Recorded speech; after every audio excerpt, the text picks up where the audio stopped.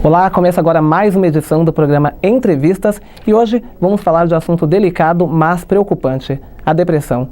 De acordo com a Organização Mundial de Saúde, o Brasil tem o maior índice de pessoas diagnosticadas com a doença em comparação aos países vizinhos.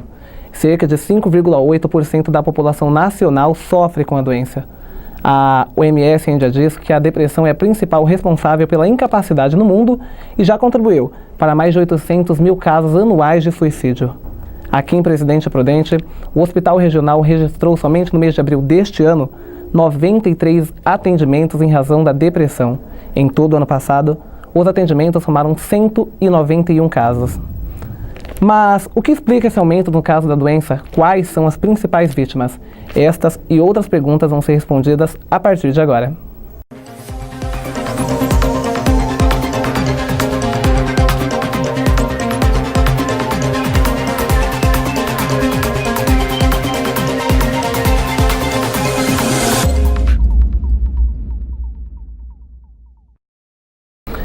E para esclarecer nossas dúvidas, nós convidamos aqui a psicóloga Ariana Pelossi. Aliás, Ariane, muito obrigada por ter aceitado o nosso convite. Seja bem-vinda.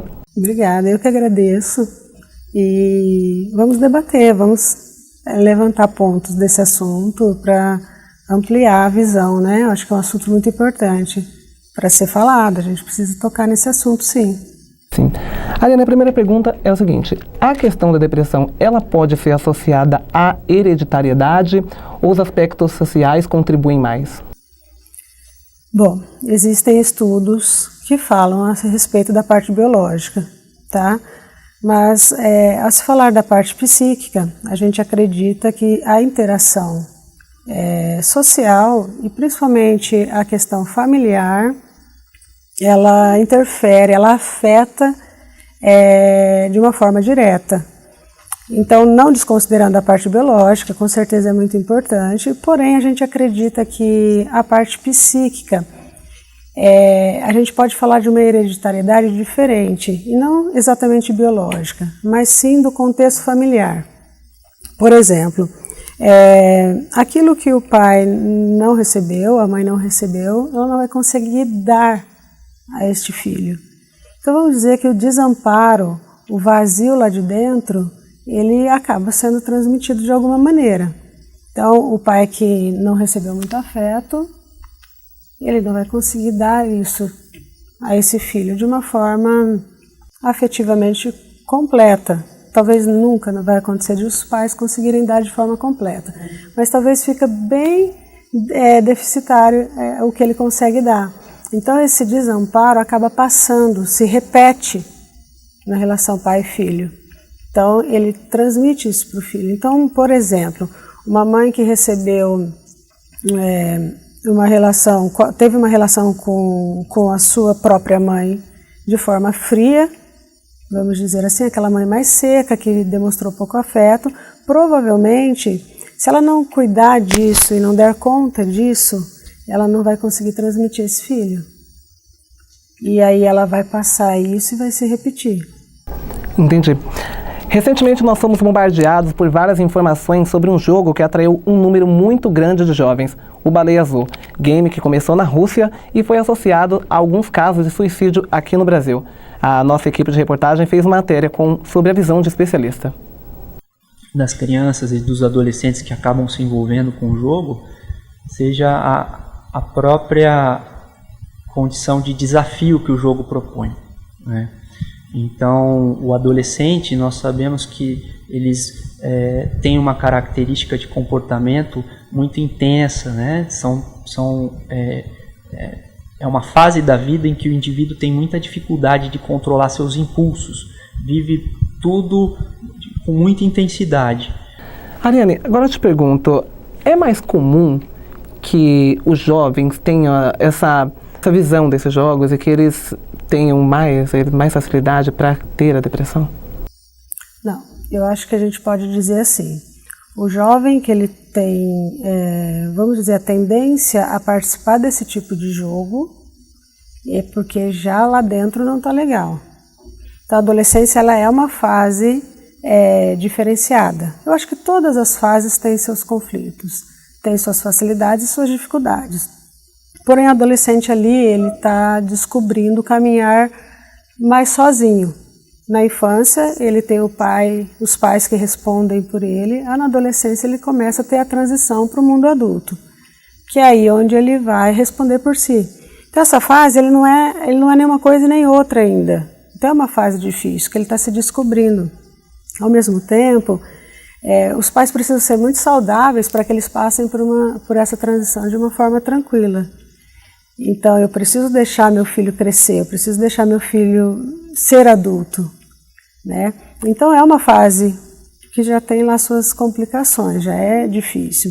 O adolescente que tem uma predisposição psíquica mesmo à depressão, ele sim participa desse tipo de jogo. Nós não podemos dizer assim, a baleia azul influencia a juventude está sendo pega por um jogo.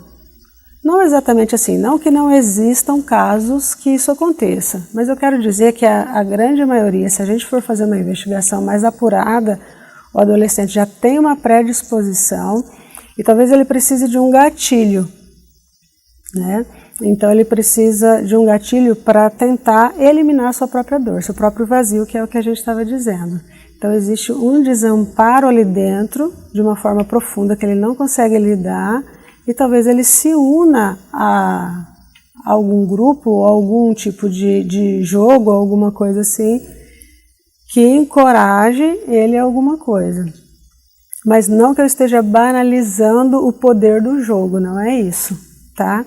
O que eu estou querendo dizer é que o adolescente ele já tem dentro dele uma tendência a participar desse tipo de movimento. Ariane, a nossa equipe foi nas ruas para saber o que as pessoas pensam, quais são as dúvidas. E a primeira dúvida é da Caroline do Nascimento, de 13 anos. Por que ocorre a ansiedade, se tem algum modo de preveni-la? E por que ocorre a ansiedade? Por que as pessoas tendem a ficar ansiosas? Bom, a ansiedade é do ser humano. Então a gente vai precisar fazer uma separação aqui. A ansiedade, ela existe e ela é saudável. Nós precisamos ter ansiedade, não dá para não ter ansiedade.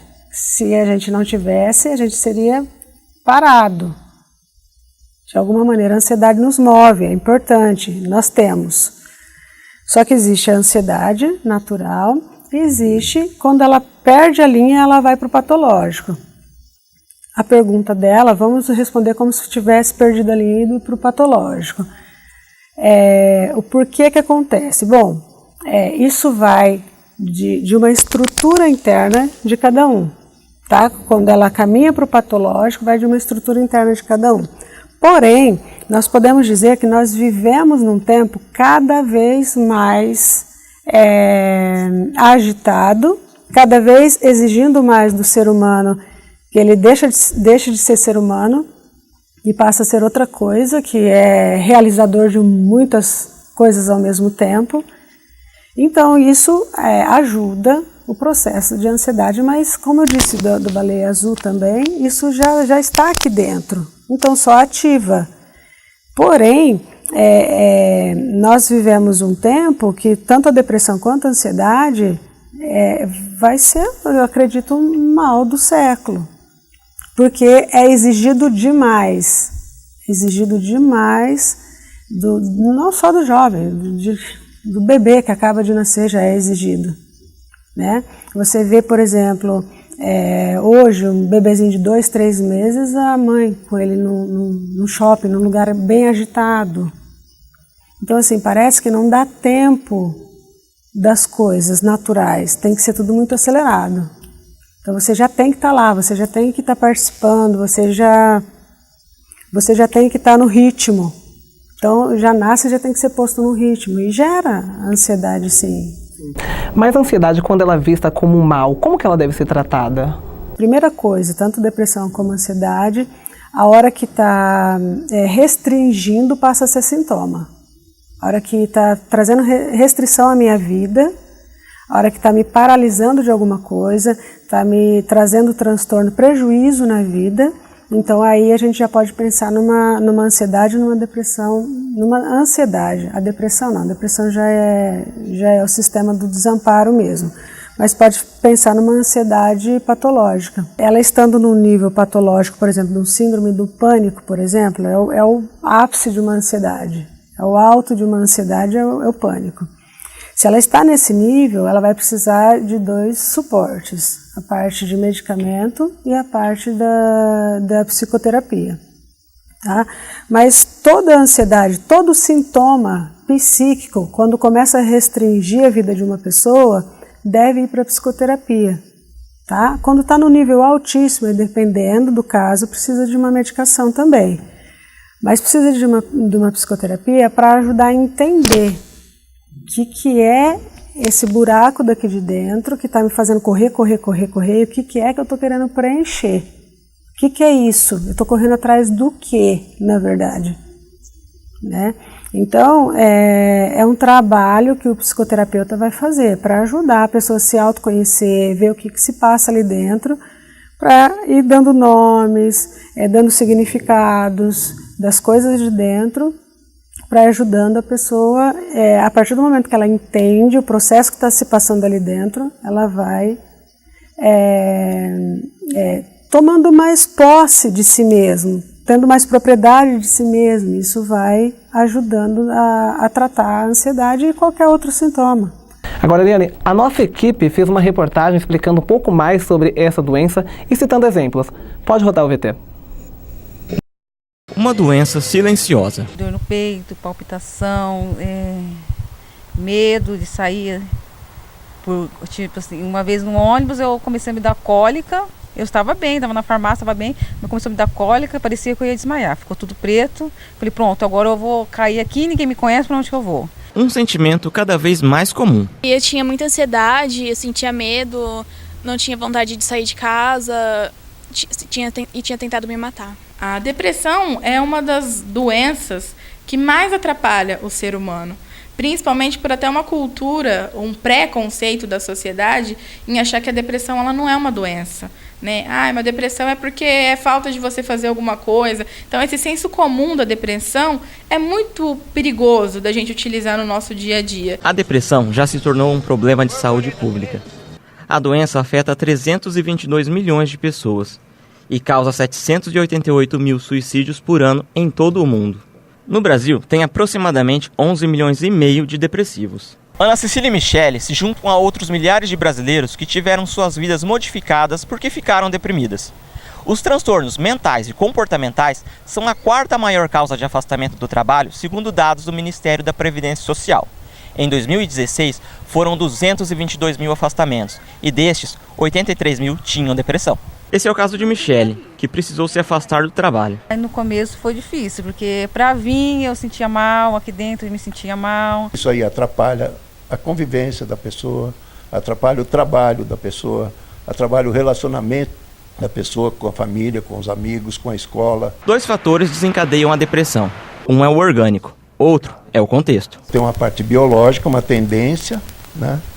Tem uma parte social, ambiental, que tem acontecimentos familiares, acontecimentos no ambiente que traumatizam muito a pessoa e elas podem reagir com depressão. E tem coisas sociais também que podem levar à depressão. Por exemplo, uma pessoa que tem uma certa sensibilidade, sofre bullying reiteradamente na escola, essas coisas, ela pode desenvolver uma depressão. A gente precisa perceber até que ponto o jeito dele é realmente um jeito de ser, um jeito de se portar durante essa fase da vida, ou realmente são indícios de que ele está se afastando do convívio social. Tanto na prevenção quanto no tratamento da depressão, a família tem um papel fundamental. Minha mãe que percebeu que eu não estava sendo eu mesma e estava sendo estranha até com as minhas própria família, e ela decidiu me levar para o psicólogo. A pessoa que tem depressão, ela geralmente quer ficar sozinha, isolada. Meu marido, na hora que eu falava, quero ficar sozinha, ele não, fazia o contrário. Você vai ficar com alguém, eu ia para casa do meu pai, eu ia para casa de alguém. Nunca me deixou sozinha, por mais que eu queria. Médicos dizem que a pessoa não consegue superar essa fase sem a ajuda de um profissional. É o que a Ana Cecília faz. Passa por um psiquiatra uma vez por semana. E mesmo seguindo as orientações médicas, está longe da alta. Agora ela piorou e eu estou começando a tratar agora porque eu tive várias crises de ansiedade que prejudicam no meu dia a dia com os estudos. Agora eu te pergunto, qual que é o momento certo para a pessoa procurar o tratamento para a doença? Quando ela percebe que está trazendo restrição para a própria vida. Porque assim, nós temos que separar. Tristeza o ser humano sente. Patologia é outra coisa. Passa a ser um estado de ser a tristeza. Tá? Então, não dá para não sentir. Sentimos tristeza, sentimos ansiedade, não dá para não sentir. O momento certo que dá para perceber que é sintoma é quando está trazendo algum prejuízo para a minha vida, seja social, seja estudantil, seja nas relações, seja qual forma for. Está trazendo prejuízo, é uma angústia que não passa, é uma angústia que o tempo inteiro está me cutucando, está me lembrando de coisas do tipo como eu sou pequeno, como eu não tem valor, etc. Quando está trazendo prejuízo, procura ajuda. Agora a gente vai ter mais uma pergunta do público. O que fazer para uma pessoa depressiva e ansiosa ter uma vida melhor? Fazer psicoterapia e procurar tratamento. Medicamentoso, se for o caso. Tá? Por que eu tô batendo nessa tecla da medicação, se for o caso? Porque hoje em dia tudo é remédio. Né? Não devemos banalizar as coisas e ao mesmo tempo não devemos ter resistência a um tratamento medicamentoso. Tem que ter um equilíbrio. Eu tenho que saber que tem hora que eu vou precisar ser medicada, mas ao mesmo tempo não é tudo que eu vou sair tomando medicação, parece que eu não posso sentir nada. Então me parece que sentir uma tristeza eu vou lá correndo tomar medicação para não sentir. Perdi alguém da minha família, não posso sentir tristeza, deixa eu tomar medicação para eu não sentir essa dor. E temos que sentir, não é nem um extremo nem outro. E aqui em Presidente Prudente, quais são os atendimentos gratuitos que o SUS oferece para esse tipo de pessoa que tem a doença? No SUS é oferecido tratamento nos postos de saúde, tá? Nos AMEs também, no caso Prudente no AME, que tem ali ao lado do HR, é esse o tratamento gratuito. Então, quem estiver sentindo que a vida está restrita, está trazendo prejuízos, está sentindo uma dor e um vazio, que é além do que a própria pessoa está achando como comum e como normal, ela tem que procurar uma ajuda sim. E tem tratamento, tem psicoterapeutas nesses ambientes. Tá? Dá para ser feito o tratamento. No VT a gente tinha visto um pouco do senso comum, do bullying. Esses dois fatores, eles podem influenciar num grau até mais elevado da depressão? Pode, dependendo como a pessoa está por dentro. Porque para uma pessoa, um bullying pode significar uma destruição. Para outra pessoa, para outro adolescente, pode significar: o que tem que você acha isso de mim? Pode achar o que você quiser, fica à vontade. Entendeu? Não influencia para algumas pessoas e para outras sim. Então, eu acho que a gente tem que pensar... Uma coisa, então, relativa. Relativa. A gente tem que pensar que a estrutura interna é que comanda tudo isso. Então, a estrutura interna, a gente pode dizer que ela até comanda, entre aspas, o destino. Em que sentido? Porque dependendo do que eu vou enfrentar na vida, eu posso enfrentar de uma maneira e o meu colega aqui do lado enfrentar totalmente diferente. Entendi. Ariane, eu vou agradecer a sua participação aqui com a gente, tá? E você de casa, espero que você tenha tirado suas dúvidas. Agradecemos a sua audiência e até o próximo programa Entrevistas.